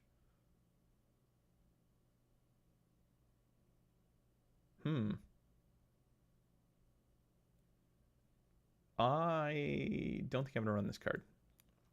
I just I don't want to have to rely on the adjacency to pump the damage out, and I think there's going to be a lot competing for the slot. Rune of Slaughter. +1 damage to this fighter's range 1 and range 2 attack actions for each crit in the attack roll. So this is like crazy grievous. Wow. Okay. Good thing it's range restricted. Victor of 1,000 duels. Reaction during a range 1 attack action that targets this fighter and fails. Before the drive back step, roll 1 attack dice on a 50-50. So hammers and crits here, being 50. This fighter cannot be driven back and can make an attack action. It must target the attacker. That sounds awesome. Again, if this is Camus, that's actually potentially 2 attack actions instead of just 1. Cool. During a range 1 attack action. I like that this is hidden. Oh, this isn't hidden. Oh, this isn't hidden. Okay. I was like, for a second, I thought this was a ploy. I like this less. Yeah, we're going to avoid that. Whirling Whip. So this has Scything. Ooh, some inherent Scything. I generally am a huge fan of Scything. Scything would help us with... I mean, Scything's great. Like, it's hard not to enjoy Scything when you're the one doing it. We don't have, like, the Horde that we normally would. So I'm considering, like, hey, like, is this the meta? You know, is this the time for this? Goes specifically on Camus. So today she could make 1 attack with Barbed Whip and then, well, hold on. Okay, yeah, this doesn't have combo. This replaces it. Okay. So she could already attack 2 targets, potentially, just not dealing 2 to each. I don't know. I think this might get taken out. It would help with Deadly to All, though. Scores immediately after an activation step or power step in which 2 or more fighters were each dealt damage. Camus can help with this inherently as well if her Bladed Buckler goes off. Okay. So Whirling Whip is in there for consideration, but probably getting tuned out. Advancing Juggernaut. This fighter cannot be staggered. Use this after this fighter ends a move action in enemy territory. That move action cannot be part of a super action. Give this fighter 1 guard token. I don't think we're going to be doing that very much. This would combo really interestingly with the move that doesn't give us a move token. All of a sudden we then have a guard token. But if we're making a move like that, then we probably want to charge to follow up. Yeah, no. That's getting left out. Earth-Shattering Tread. While this fighter has 1 or more charge and or move tokens, other fighters treat hexes adjacent to this fighter as lethal hexes in addition to other types. This can be really rude. It's saying, hey, if you're range 1 and you want to come deal damage, you're going to take damage on your way in unless you have something that's going to prevent this. Hexes. So this is all fighters. Other fighters treat hexes adjacent to this fighter as lethal hexes in addition to other types. So be careful with your own fighters if you're running this. Inured to Hardship. When you give this upgrade to a fighter, heal 1 that fighter. If that fighter is large, give that fighter a guard token instead. Reaction at the start of a round, heal 1 this fighter unless this fighter is large. So this could really keep Morgwaeth alive. Let's say she's got 2 damage going into end phase. You give this to her, then you're going to heal 1 instantly. And then at the start of the next round, you're going to heal her again. This is probably pretty good for our primary 2 fighters. I say they're primary, but all of these girls can do battle for sure. But these 2, if she was vulnerable, this could save her. This could go quite a bit of ways on Morgwaeth into keeping her alive as well. Like an Avalanche, this cannot be given to a large fighter. Use this after a domain card is discarded. Remove this fighter's move and or charge tokens. I think this could be really rude. So let's consider that. Get extra momentum against Camus, or with Camus here. Sprinting Fiend. This fighter can make the following super action. Full sprint. Super action, this fighter makes 2 move actions. Then stagger this fighter and give this fighter 1 charge counter or charge token. I don't think we have a real need to make that sort of distance. So, especially not for the cost of like an action. so we're going to leave that home. Thunderstomp. Scatter action. Scatter X, where X is this fighter's wound characteristic. Deal 1 damage to each fighter in the chain. Then break this card. I think the assumption here is that you're scattering from your fighter. There isn't an origin hex listed here, which is interesting. So we'll go ahead and assume that you're scattering from your fighter that's taking this action. But it is not something that I want to do. We have options of 4, 3, or 2 dice here. And I just don't think that that's good enough to justify Thunderstomp. Maybe if we had a whole warband of 4. But it's an action. Yeah, the fact that it's an action too. And then you break this card, I don't know. I don't think this card just does enough. Up for a fight. +1 dice to this fighter's attack actions if there is a persisting domain card. Wow. Okay. So I think what we have to do here is we have to, so we're on to tuning. We only have 14 upgrades. That makes me happy because that's going to help. I think we're going to work this way.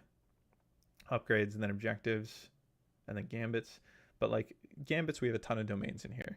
So if we stick towards domains, then that informs a lot of this. There's like 3 upgrades that care about domains.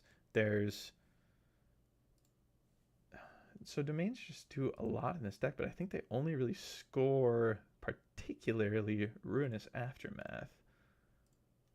Yeah.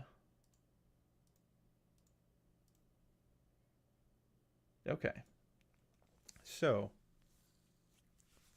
this is going to be a hard tune. So I think you can make a really good deck, like a formidable deck, a deck worth testing.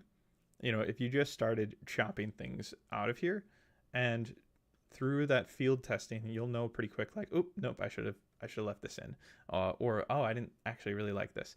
Now, when we trim like this, we're obviously aiming for like the best starting point that we can theorize, but theory is a treacherous thing without practice, you know, supporting that theory. So that is to say, like, you could take this the domain route. You could take this a different route. You know what? Maybe instead of starting with upgrades, let's figure out our objectives. That's usually the best place to start, is figuring out what you're working towards and then working backwards. Yes, there's a lot of like upgrades, domain support across gambits and upgrades here. But is that really ultimately what we want? And you kind of have to weigh, it's not just domains, those domains have effects. So how are those effects contributing to what we're going to be doing here? I think we can get rid of Nowhere to Run. I don't really want to. Scores in an end phase if 2 or more surviving enemy fighters are each within 1 hex. So what's contributing to this is going to be Earth-Shattering Tread or the one that creates lethals, Deadly Wards. I think that's it. So that's only 2 cards that can help with this. So let's get rid of that. Now, you could run these types of hexes on your board and invite people in. So let's consider that real quick. Corralled Like Sheep doesn't necessarily invite them in. It invites them to at least put somebody in no one's territory. Triumphant Stance actually invites us out more than it invites them in, because we have to get to an objective that they're holding and push, you know, force them off of it.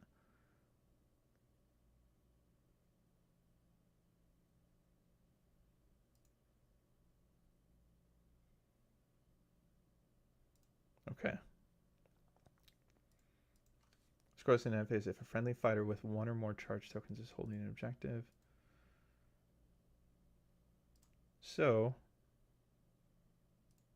hold 3, I think, is how we would invite them in. And then if we were inviting them in, we could run Nowhere to Run. But then you also have to win the roll-off and hold through, like, have 3 objectives in your territory. And we don't have enough pushes to really support.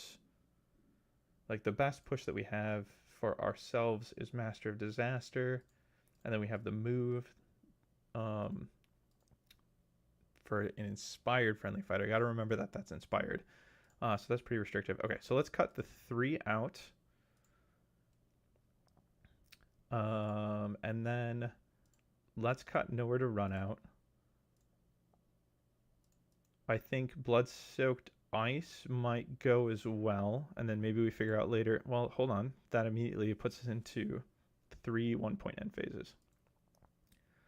If score this in end phase if 1 or more surviving friendly fighters have 1 or more wound tokens. I mean, it's pretty bound to happen. Score this in an end phase if 2 or more surviving friendly fighters are inspired.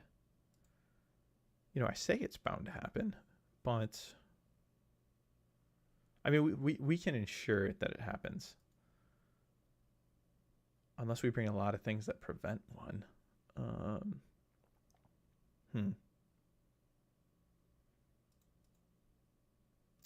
If 1 friendly fighter is holding an objective, okay. This is tough. I'm very curious what Lathanum is going to say when I get done with this build. I'll toss it his way and see what opinions he has towards it.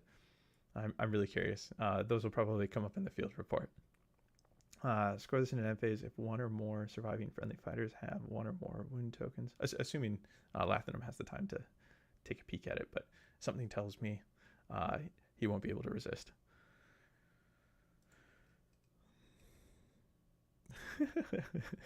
Shh, scything is not a good keyword. Ignore the man behind the curtain with a Sharpie. Wellner says. Yeah, most people don't have to think about Exiled Dead every time they build. I'm trying not to make decisions solely off of Exiled Dead. But yes, against you, scything is scary. Okay. So 2 or more surviving friendly fighters are inspired. I mean, this is free in the 3rd, assuming I have 2 surviving fighters. This is 2 kills or a kill and this particular card earlier. This kind of feels hard. More hard than I think. So Purposeful Strike, Kyrie can score for me. Devoted Disciple, I'm going to take damage at some point in time. And I can always force it onto myself if I need to. So I think we're going to go this route, which means we did get stuck with Blood-Soaked Ice. That means that we're going to have to spend a lot of time focusing wound counters around the room. Now, this is something that does benefit from us being in more of an elite fighter meta, right? So a lot of the time you're going to be seeing 3-4 fighters across the table or Hexbane at 6. Now that one's going to be your harder matchup to try to get this early, but it's pretty doable against 3-4 fighter warbands in general. So I think we're okay to take Blood-Soaked Ice here. And then if we come up here, let's see. So we killed somebody who, so how many of these are killed surges? So this isn't, and we need to make domain decisions based on this yet. Now, in order to get people damaged, we're probably going to take domains that lean that way. Functionally doubling your action efficiency is nuts. Yeah, absolutely. I hear you. Assuming that fighters are in a position to be side, which is not always the case. So perfect kill, I like a lot. We're going to keep perfect kill. Scores immediately when a friendly fighter holding an objective makes an attack action that takes an enemy fighter out of action. Maybe this is a bridge too far. Let's mark that one. Perfect kill we're going to keep. This is your leader made a kill or Kyrie made one with a range 1 attack. I don't know which one's harder. I think this is technically better than Bloodright. Because Bloodright, it's probably, well, it's these 3 fighters. But at least Kyrie can attempt to help with that from range. Whereas if we go with Swift Sacrifice, it's Morgwaeth or an up close and personal Kyrie. So I think I like Bloodright better. Torturous Death scores immediately when your warband makes a third or subsequent attack action that targets the same enemy fighter in this phase. The same enemy fighter is the part that I think might make this hard, but I'm okay with testing it. Deadly to all. I think I like a lot, just given the fact that we have combo. Gone Without a Trace goes immediately after a fighter was taken out of action by damage dealt by your warband's power card. If that fighter was an enemy fighter and the damage dealt as by a domain card. So that's Puncturing Ice Shards. If it was Puncturing Ice Shards. I mean, it could be something like, well, Deadly Wards is not the thing that's doing it. The Lethal Hex is doing it, so it's not that. I'll look that up between now and the field report, but I'm pretty sure that's the case. And after a fighter makes a super action, so it's got to be from Puncturing Ice Shards or Heaving Ground most of the time. It could be on Stable Footing, but I think it's unlikely that they're going to kill themselves on that. So it's probably Puncturing Ice Shards or Heaving Ground that's going to be dealing damage.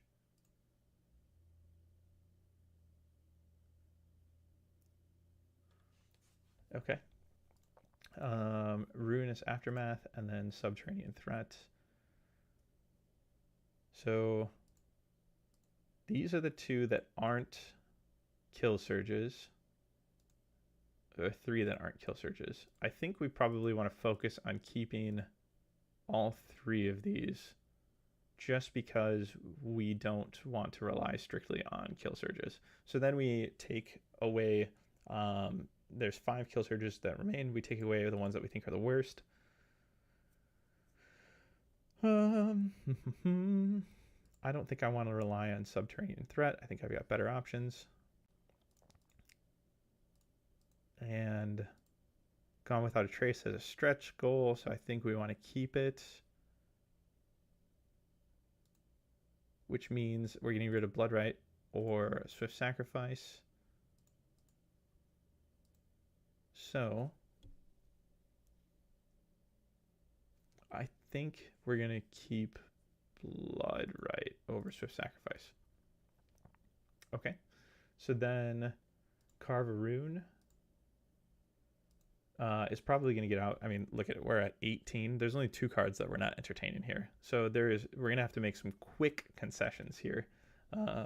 I think it's safe to say that we're leaning heavily into domains now that we're taking on Ruinous Aftermath. So that's going to shape this quite a bit. So the right bait helps with Gone Without a Trace. So that's not going. Reemergence is sticking around. So Reemergence, Puncturing Ice Shards. I think these 3 are for sure staying. Unstable Footing, I'm less hot on, but it is another domain. So how many domains? 1, 2,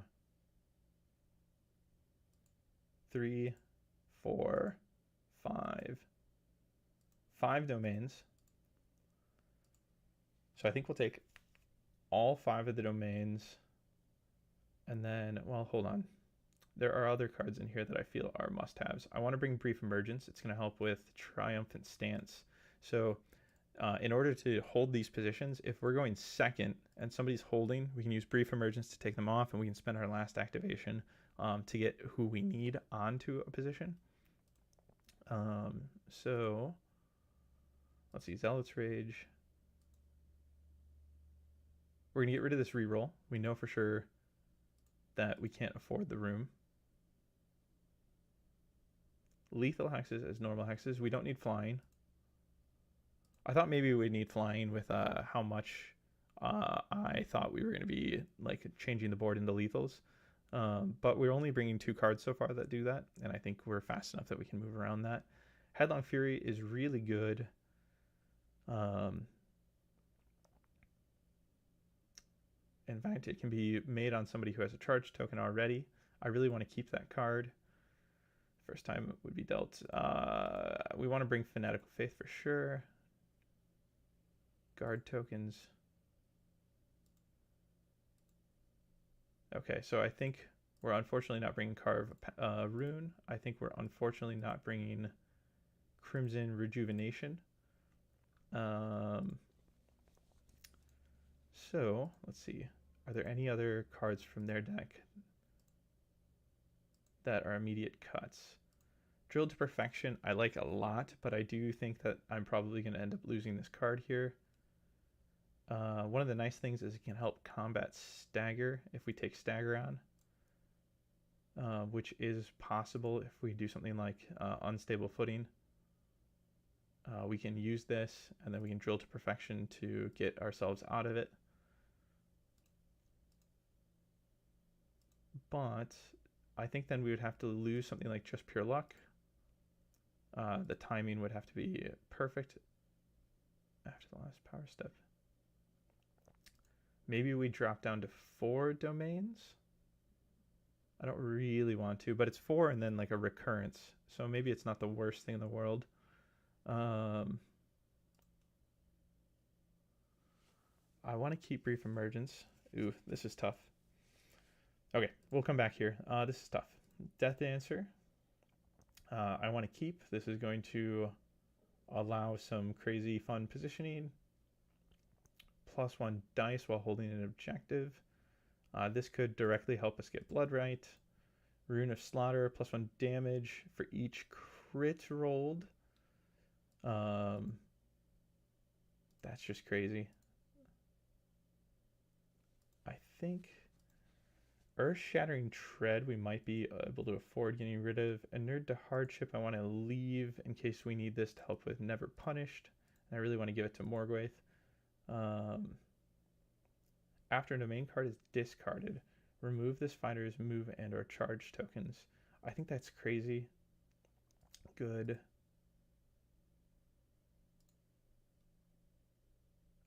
So when is that? It's after it's discarded. Okay. So then if we kept this, we definitely want 5. We want there to be as many domains as possible to make this possible. We're definitely going to get rid of the dagger that gets us extra. As much as I don't want to, we're going to get rid of Scything. So I have to find 2 cards to cut in here. +1 while domain is persisting. I think that's better than while holding an objective.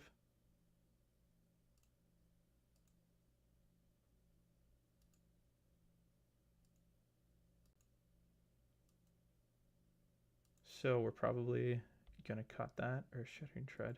I kind of want to cut Earth-Shattering Tread.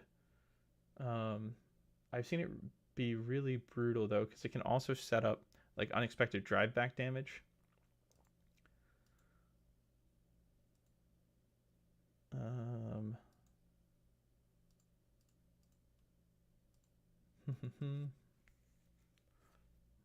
Like an Avalanche. Use this after a domain card is discarded. Remove this fighter's move and or charge tokens. Maybe we do get rid of this one. I just feel like being able to like reactivate, like recharge with a fighter is crazy good. You can reroll 1 attack dice in this fighter's attack rolls. So, or I could give her extra dice if she was holding an objective, or extra dice. Oh, these last 5 cards are going to be hard to cut. Cataclysm Murder we're going to stick around with. Drill to Perfection, although I have a use case for it and I like it a lot. I don't know. It can totally save fighters, like really strongly. I think it's got to stay. Headlong Fury, I'm actually having a hard time justifying keeping. It might have to go. We're actually just so slammed for room here. Because we're being taxed all these domains that I'm bringing along. You know what? Let's get rid of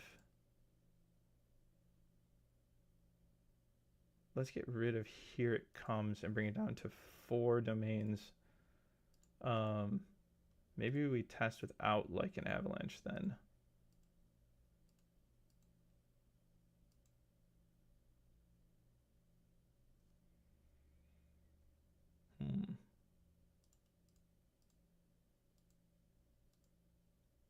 Tough enough.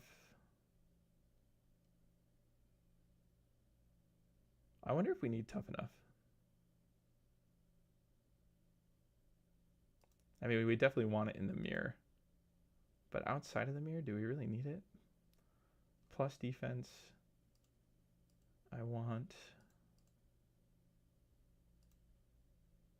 I think Crimson Shard is kind of like the obvious thing to pull away, but I'm having a hard time getting rid of it because she's such a strong damage dealer. And I don't mind the card draw if she's dead. So let's test without tough enough. And maybe I'll find out that that's a mistake. But Boots of Warding's already in here. So that's already doing similar for me. And maybe we get rid of Rune of Slaughter. Let's get rid of Rune of Slaughter. And tough enough. We'll go from there. And then the right bait is too enticing, I think, for Gone Without a Trace. So we just need to get rid of two more. It's probably Drilled to Perfection, despite my not wanting it to be. Because I can't think of anything better to get. It's like Headlong Fury and Drilled to Perfection, but I'm like holding hope, like that I'll find a better, or like a reason to keep them. I want to get rid of Unstable Footing, but at that point, like we've brought our domain count too low for my liking. So yeah, let's get rid of Headlong Fury. It's gonna be hard to run that in round one anyways. Although like it single-handedly makes Triumphant Stance more appealing to me. Drill to Perfection also makes Triumphant Stance, or like has benefit to it. Maybe getting rid of Brief Emergence is the better play. But I just can't imagine cutting a distraction. So let's cut Drill to Perfection. Those are going to be two cards that I talk about during the field report. Did I miss the move when inspired, and the ability to put a fighter or more on guard? I've always found Rimewyrm's Bite a hard one to cut. Yeah, I'm feeling that way too. All right, well, we have succeeded though in getting our deck down to a good testing point. So we're going to go from here and test this out. So it does need a good name. That is the final task of today's episode, is to come up with a good name. Does anybody have any ideas in chat? All the cards I wanted it to be, or I wanted to keep. That can't be part of the name. The not rhyme locked relics coven. I'm kidding.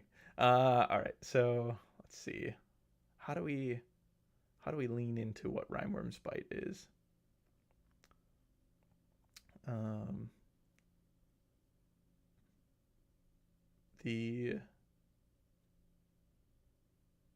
The Coven of the Worm. I'm not opposed to that. I actually like that quite a bit. Yeah.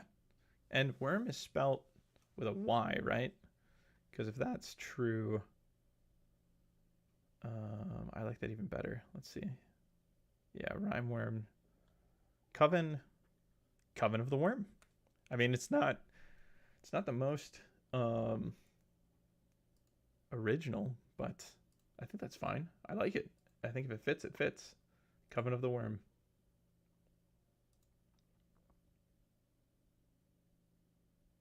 Yeah, let's do it. Coven of the Worm. So it's like narratively, it kind of like summons that they like ritualistically like summon Rimewyrms to the fight. I'm down with that. So save, new deck, Coven of the Worm. Thanks, Wellner. All right. Well, with that, that is going to be the conclusion of today's episode. So I'll be back next week with a week B installment. Right now, I'm not 100% sure what that's going to look like. We don't have a deck submission in queue to cover. So if you're listening to this, or if you know somebody that would like to have their deck up on the show, encourage them, or I encourage you to send that on in. I'd love to take a peek at it. We do have our Madtown Throwdown this weekend, so I am tempted to like pull a deck out of the weekend and try to cover it on the show in some way, shape, or form. So that's probably what I'll do for week B, especially if no submissions come in. And then the following week will be a new build, and we'll do a report as to how this one went. All right, well, that's going to be it for the show. So thanks again to Zach and Jake in particular, for rolling this and putting me through the exercise of building with Rimewyrm's Bite. I appreciate it. Also, it's great to get a chance to put hands on with Morgwaeth's Blade-coven again. I think they're an enjoyable flex warband, even if I'm going to be playing them quite aggressively here. Yeah, so feel free to check this deck out alongside me. I'm always a fan of hearing how these go. If you'd like to test alongside me, send me what you're thinking. I definitely include it on the show. You can check out this build in the links below or on the Battle Mallet Nemesis library. It'll be uploaded later today. All the decks built on the show are on the Battle Mallet Nemesis library. So big thanks to them for doing that. And feel free to check any of them out. You can best reach me if you're looking to talk to me in the comments below or on the Mortal Realms Discord. You can check out all the Mortal Realms network has to offer, as well as a link to our Discord at themortalrealms.com. Thank you for watching. Hope to see you next week. I've been Skylar, and this has been What the Decks.